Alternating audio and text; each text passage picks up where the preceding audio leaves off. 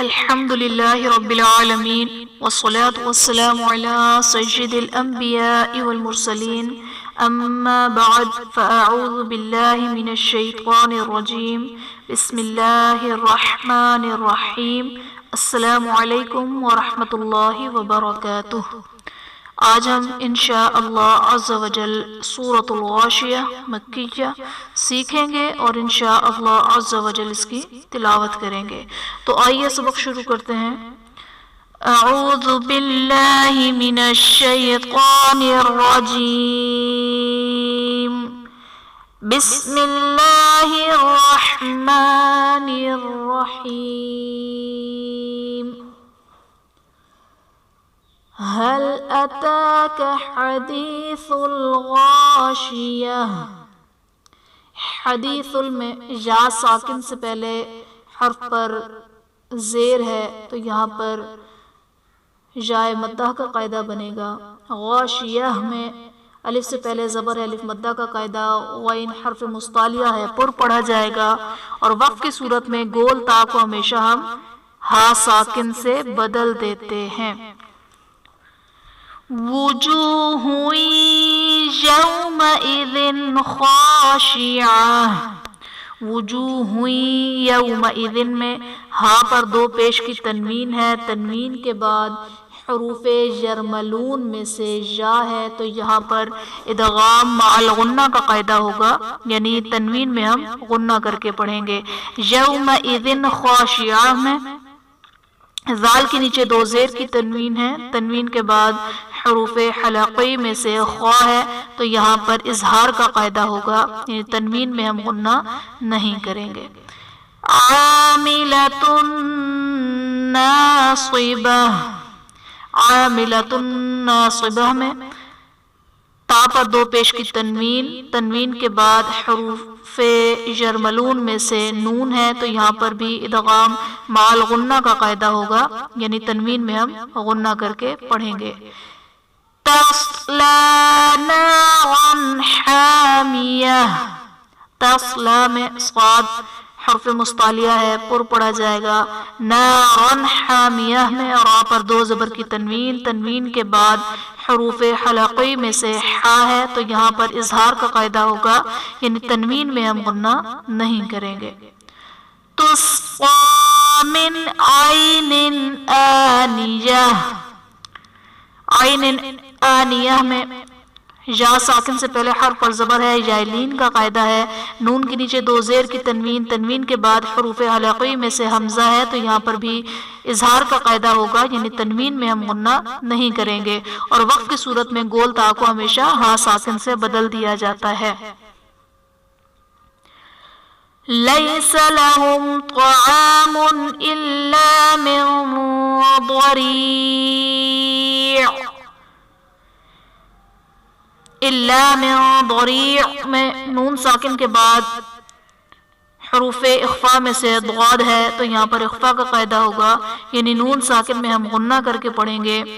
ضریع یا ساکن سے پہلے زیر ہے تو یہاں پر یا مدہ کا قاعدہ ہوگا، اور وقف کی صورت میں عین کو ساکن کر دیں گے، اور وقف کی صورت میں اگر کوئی حرف ساکن ہو اور اس سے پہلے حرف مدہ ہو تو وہاں پر مد عارض کا قاعدہ ہوگا۔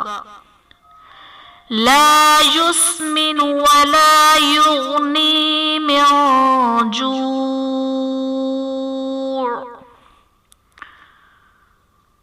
وجوہ یومئذ ناعمہ۔ وجوہ یومئذ میں ہا پر دو پیش کی تنوین، تنوین کے بعد حروف یرملون میں سے یا ہے تو یہاں پر ادغام مع الغنہ کا قاعدہ ہوگا، یعنی تنوین میں ہم غنہ کر کے پڑھیں گے۔ یومئذ واو ساکن سے پہلے حرف پر زبر ہے، واو لین کا قاعدہ ہے، اس لیے ہم اسے بغیر کھینچے بغیر جھٹکا دیے نرمی سے معروف پڑھیں گے۔ یومئذ ناعمہ میں ذال کے نیچے دو زیر کی تنوین، تنوین کے بعد حروف یرملون میں سے نون ہے تو یہاں پر ادغام مع الغنہ کا قاعدہ ہوگا، یعنی تنوین میں ہم غنہ کر کے پڑھیں گے۔ لسعیہا راضیہ فی جنت عالیہ۔ لا تسمع فيها لاغية، فیہا میں یا ساکن سے پہلے زیر ہے، یا مدہ کا قاعدہ، لاغیہ میں غین حرف مستعلیہ ہے، پر پڑا جائے گا. فیہا عین جاریہ، عین جاریہ میں یا ساکن سے پہلے حرف پر زبر ہے، جائلین کا قاعدہ، نون پر دو پیش کی تنوین ہے، تنوین کے بعد حروف اخفاء میں سے جیم ہے، تو یہاں پر اخفاء کا قاعدہ ہوگا، یعنی تنوین میں ہم غنہ کر کے پڑھیں گے. فیہا سرر مرفوعہ، سرر مرفوعہ میں را پر دو پیش کی تنوین، تنوین کے بعد حروف یرملون میں سے میم ہے، تو یہاں پر ادغام مع الغنہ کا قاعدہ ہوگا. وَأَكْوَابٌ مَوْضُوعَةٌ، وَأَكْوَابٌ مَوْضُوعَةٌ میں با پر دو پیش کی تنوین، تنوین کے بعد حروف یرملون میں سے میم ہے، تو یہاں بھی ادغام مع الغنہ کا قاعدہ ہوگا. موضوعہ میں واو ساکن سے پہلے میم پر زبر ہے، تو یہاں پر واولین کا قاعدہ ہوگا، اس لیے ہم بغیر کھینچے بغیر جھٹکا دیے نرمی سے معروف پڑھیں گے. وَنَمَارِقُ مَصْفُوفَةٌ، ونمارق میں قاف حرف مستعلیہ ہے، پر پڑھا جائے گا. مصفوفہ میں صاد حرف مستعلیہ ہے، پر پڑھا جائے گا. وزرابج مبثوثہ، مبثوثہ میں با حرف قلقلہ ساکن ہے، تو یہاں پر قلقلہ کو ظاہر کریں گے. افلا ينظرون الى الابل كيف خلقت، ينظرون میں نون ساکن کے بعد حروف اخفاء میں سے غا ہے، تو یہاں پر اخفاء کا قاعدہ ہوگا، یعنی نون ساکن میں ہم غنہ کر کے پڑھیں گے. خلقت میں خا اور قاف حرف مستعلیہ ہیں، پر پڑھے جائیں گے. اب یہاں پر وقف کے اوپر، وقف تام کے اوپر یعنی گول دائرے کے اوپر وقفہ لکھا ہے، یہ اردو والا وقفہ نہیں ہے، یہ لمبے سکتے کی علامت ہے. سکتہ میں ہم کیا کرتے ہیں کہ آواز روک کر سانس لیے بغیر آگے پڑھنے کو ہم سکتہ کہتے ہیں. اس میں ہماری آواز رک جاتی ہے لیکن سانس ہم نہیں توڑتے، سانس توڑیں گے تو دوبارہ سے ہمیں اعادہ کر کے پڑھنا پڑے گا. تو یہاں پر سانس لیے بغیر آگے بڑھنے کو سکتہ کہتے ہیں. تو یہاں پر وقفہ جو ہے یہ لمبے سکتے کی علامت ہوتی ہے، اس میں سکتہ کی نسبت تھوڑا زیادہ رکنا ہوتا ہے. وَإِلَى السَّمَاءِ كَيْفَ رُفِعَتْ، وَإِلَى السَّمَاءِ میں الف سے پہلے زبر ہے، الف مدہ کا قاعدہ، اور حرف مدہ کے بعد حمزہ اسی کلمے میں ہے، تو یہاں پر مد متصل کا قاعدہ ہوگا. وَإِلَى الْجِبَالِ كَيْفَ نُصِبَتْ، کیف میں یا ساکن سے پہلے حرف پر زبر ہے، یہاں پر جائلین کا قاعدہ ہے. نصبت میں صاد حرف مستعلیہ ہے، پر پڑھا جائے گا. وَإِلَى الْأَرْضِ كَيْفَ سُطِحَتْ، سُطِحَتْ میں قا حرف مستعلیہ ہے، پر پڑھا جائے گا. فَذَكِّرْ انما انت مذکر، انما انت میں انما میں الف سے پہلے زبر ہے، الف مدہ کا قاعدہ، اور حرف مدہ کے بعد حمزہ دوسرے کلمہ میں ہے، تو یہاں پر مد منفصل کا قاعدہ ہوگا. انت میں نون ساکن کے بعد حروف اخفاء میں سے تا ہے، تو یہاں پر اخفاء کا قاعدہ ہوگا. لست علیہم بمسیطر، علیہم بمسیطر میں میم ساکن کے بعد حرف با ہے، تو یہاں پر اخفاء شفوی کا قاعدہ ہوگا، یعنی میم ساکن میں ہم غنہ کر کے پڑھیں گے. بمسیطر میں صاد کے اوپر چھوٹا سا سین لکھا گیا ہے، سین نہیں پڑھا جائے گا بلکہ اس میں خالی صاد پڑھا جائے گا. إِلَّا مَا تَوَلَّى وَكَفَرْ، ما تولا میں نون ساکن کے بعد حروف اخفاء میں سے تا ہے، تو یہاں پر اخفا کا قاعدہ ہوگا، یعنی نون ساکن میں ہم غنہ کر کے پڑھیں گے۔ تولا میں لام پر کھڑا زبر ہے جو کہ الف مدہ کے قائم مقام ہے، اس لیے اسے ایک الف یعنی 2 حرکات کے برابر کھینچ کر پڑھیں گے۔ فَيُعَذِّبُهُ اللَّهُ الْعَذَابَ الْأَكْبَرَ۔ فَيُعَذِّبُ اللَّهُ میں اس میں جلالت اللہ عز و جل کے لام سے پہلے حرف پر پیش ہے، تو یہاں پر اس میں جلالت اللہ عز و جل کا لام پر یعنی موٹا پڑھا جائے گا۔ اِنَّ إِلَيْنَا إِيَابَهُمْ، اِنَّ إِلَيْنَا میں نون مشدد ہے، یہاں پر غنہ کریں گے۔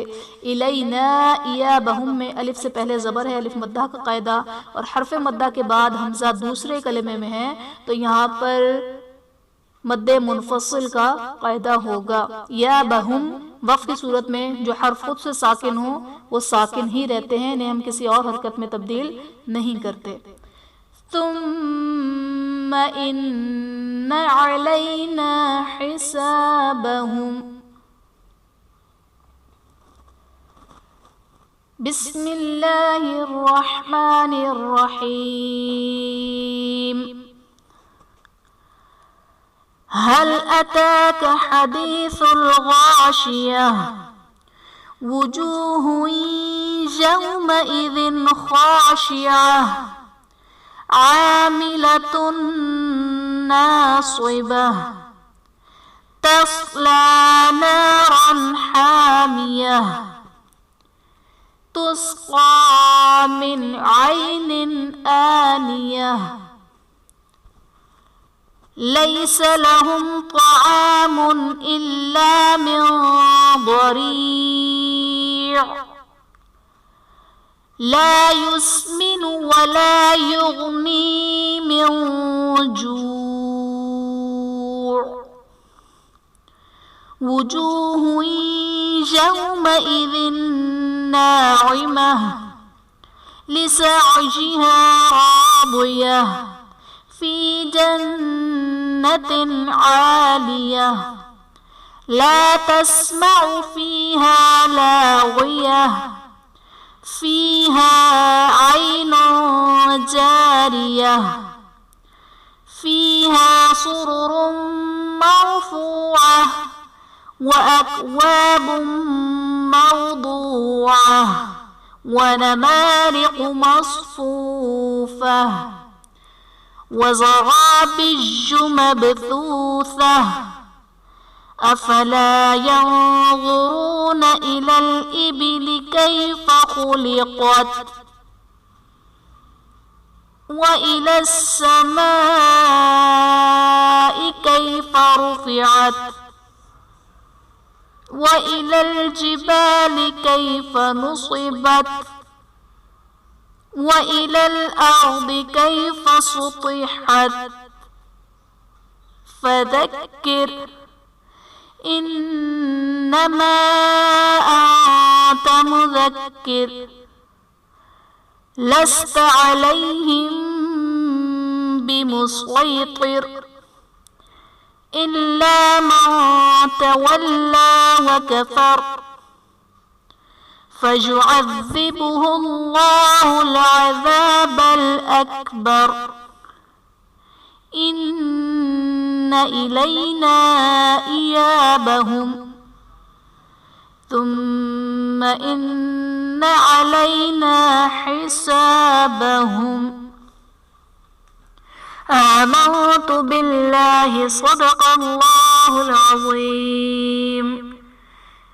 آخر میں اللہ تبارک و تعالیٰ سے دعا ہے کہ وہ ہمیں قرآن کو صحیح مخارج کے ساتھ، تجوید کے ساتھ، خوش الحانی کے ساتھ پڑھنے کی سعادت عطا فرمائے، اس پر عمل کرنے سے دوسروں تک پہنچانے اور دوسروں کو سکھانے کی سعادت عطا فرمائے۔